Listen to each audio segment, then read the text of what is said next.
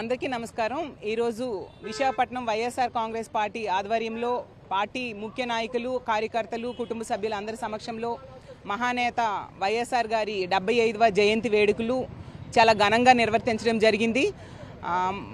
మహానేత రాజశేఖర రెడ్డి గారి గురించి చెప్పాలంటే కొన్ని గంటలు కానీ రోజులు కానీ సరిపోవు। అతను ఒక లెజెండ్, రాజకీయాల్లో ఒక ధృవతార। అసలు తన ఆదర్శవంతమైన పాలన ద్వారా ప్రజల మధ్యలో ఒక చెరగని ముద్ర వేసిన మహానేత రాజశేఖర రెడ్డి గారు ఈరోజు లేకపోవడం ఆంధ్ర రాష్ట్ర ప్రజలందరి దురదృష్టంగా భావిస్తూ ఉన్నాను। అలాగే 2004కి ముందు ఈ రాష్ట్రంలో ఒక ముస్లిం అయినా, ఒక హిందూ అయినా, ఒక క్రైస్తవుడైనా దేవుడి దగ్గరికి వెళ్ళి తమ పిల్లలకి చదువు కావాలి, మా పిల్లలు చక్కగా చదువుకోవాలి, మా పిల్లలకి మంచి ఆరోగ్యాన్ని ఇవ్వండి, అలాగే మాకు మంచి వ్యవసాయం పండేట్టుగా చేయండి అని మొక్కుకునేవారు। అప్పుడు దేవుడు తమ ప్రతినిధిగా మహానేత రాజశేఖర రెడ్డి గారిని పంపించారని ఈ రాష్ట్ర ప్రజలందరూ కూడా భావిస్తూ ఉంటారు। అంత చక్కటి పరిపాలన అందించారు। వాళ్ళ ప్రజల ఆరోగ్యం కోసం ఆరోగ్యశ్రీ ప్రవేశపెట్టడం అయితేనే, విద్య కోసం ఫీజు రీఎంబర్స్మెంట్ ప్రవేశపెట్టడం, అలాగే వ్యవసాయ రంగంలో ఎన్నో కొత్త పొంతలు తొక్కి ఎన్నో సంస్కరణలు తీసుకొచ్చి ఒక రైతు బాంధవుడిగా ఈరోజు మహానేత రాజశేఖర రెడ్డి గారు నిలిచారు। ఒక రాముడు లాంటి పాలన, దేవుడు పరిపాలిస్తే పాలన ఎలా ఉంటుందో అలాంటి పాలన మహానేత రాజశేఖర రెడ్డి గారు ఈ ఆంధ్రప్రదేశ్ రాష్ట్రానికి ఇవ్వడం జరిగింది। అలాంటి రాజశేఖర రెడ్డి గారి ఆశయాలను కొనసాగిస్తూ జగనన్న గత 5 ఏళ్ళు ఈ రాష్ట్రానికి పరిపాలించారు। ఈ రాష్ట్రంలో వైఎస్ఆర్ కాంగ్రెస్ పార్టీ కార్యకర్తలు బొందిలో ప్రాణమున్నంత వరకు వైఎస్ఆర్ గారి ఆశయాలు అలాగే ఆకాంక్షలు కొనసాగుతూ ఉంటాయి।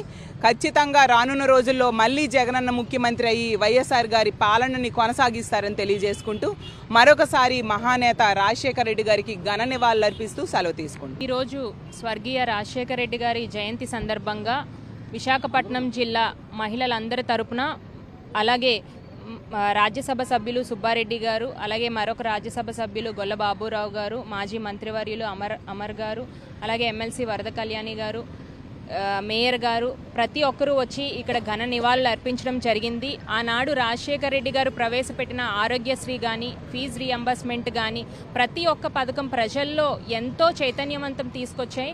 అదే పరిపాలన ఇప్పటి వరకు కూడా కొనసాగుతూనే ఉంది। మరి ఆ మహానుభావుడు కన్నా మరి జగన్మోహన్ రెడ్డి గారు కూడా ఇదే బాటలో ప్రజల్ని పరిపాలించాలని చెప్పి, ప్రజలకే ప్రతి ఒక్కటి కూడా వెళ్ళాలని చెప్పి ఆయన కూడా 2019లో మరి ఆయన మళ్ళీ సీఎం అయ్యి ఇదే పరిపాలన కొనసాగించారు।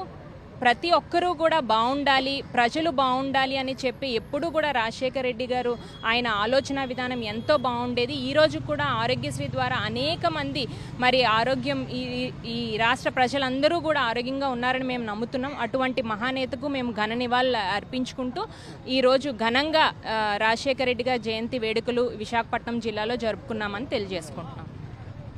స్వర్గీయ రాజశేఖర రెడ్డి గారి 75వ జయంతి సందర్భంగా ఈరోజు విశాఖ తీరం బీచ్ రోడ్లో ఈరోజు గౌరవ పార్లమెంట్ సభ్యులు సుబ్బారెడ్డి గారు, గొల్ల బాబురావు గారు, మాజీ మంత్రి అమర్నాథ్ గారు, విశాఖ మేయర్ గారు, ఎమ్మెల్సీ వరద కళ్యాణి గారు, ఇంకా అందరూ ప్రతి ఒక్క ముఖ్య నాయకులు కుటుంబ సభ్యుల మధ్యన ఘనంగా జరుపుకోవడం జరిగింది। దీనికి కారణం వైఎస్ రాజశేఖర రెడ్డి గారు అందించిన సుపరిపాలన, విద్యార్థుల కోసం ఫీజు రీఎంబర్స్ పెట్టడం జరిగింది, ఆరోగ్యం కోసం ఆరోగ్యశ్రీ పెట్టడం జరిగింది। ఈరోజు మంచి పరిపాలన అందించి ప్రజల్లో ఒక మంచి ముద్ర ఏర్పాటు చేసుకున్న ఆయనకి ఘన నివాళులు అర్పించడానికి అందరూ రావడం జరిగింది। ప్రజలందరూ కూడా ఇదే ఆయన యొక్క ఆచరణ, ఆయన యొక్క అందించిన సుపరిపాలనని ప్రజల్లోకి తీసుకెళ్తూ రాబోయే రోజుల్లో మళ్ళీ మన జగన్మోహన్ రెడ్డి గారిని ముఖ్యమంత్రిగా చేసుకోవడానికి మేము అందరం కట్టుబడి ఉంటామని అమర్ రహే అమర్ రహే, జై జవహర్। అందరికీ నమస్కారం। ఈరోజు స్వర్గీయ డాక్టర్ వైఎస్ రాజశేఖర రెడ్డి గారి 75వ జయంతి సందర్భంగా విశాఖపట్నం బీచ్ రోడ్లో ఉన్నటువంటి రాజశేఖర రెడ్డి గారి విగ్రహం వద్ద ఆయనకి ఘన నివాళులు అర్పించడం జరిగింది। వైఎస్ఆర్ కాంగ్రెస్ పార్టీ కుటుంబ సభ్యులందరితో కలిసి రాజశేఖర రెడ్డి గారు 5 ఏళ్లు పాలన చేసినప్పటికీ ఆయన ఒక మాట చెప్పారు, ఎన్నాళ్ళు బ్రతికాం అనేది కాదు, ఎలా బ్రతికాం అనేది ముఖ్యం అనేది। అదే మాటకి ఆయన నిజం చేస్తూ ఆయన చనిపోయిన తర్వాత కూడా ప్రజల్లో ఆయన బ్రతికుండే విధంగా ఆయన పాలన సాగించారు కాబట్టే ఆయన ఆశయ సాధనకి వాళ్ళ కొడుకుగా జగన్మోహన్ రెడ్డి గారు కూడా ఒక 5 ఏళ్లు పాలించి రాజన్న స్మృతుల్ని నెమరు వేసుకుంటూ ఆయన ఆశయాలు సాధకుడిగా ముందుకు వెళ్ళడం జరిగింది. రాబోయే రోజుల్లో కూడా 2029లో మళ్ళీ ముఖ్యమంత్రిగా జగన్మోహన్ రెడ్డి గారు ప్రమాణ స్వీకారం చేస్తారు. అలాగే రాజన్న రాజ్యాన్ని మళ్ళీ తీసుకొస్తారని తెలియజేసుకుంటూ అమర్ రహే రాజశేఖర రెడ్డి గారు అమర్.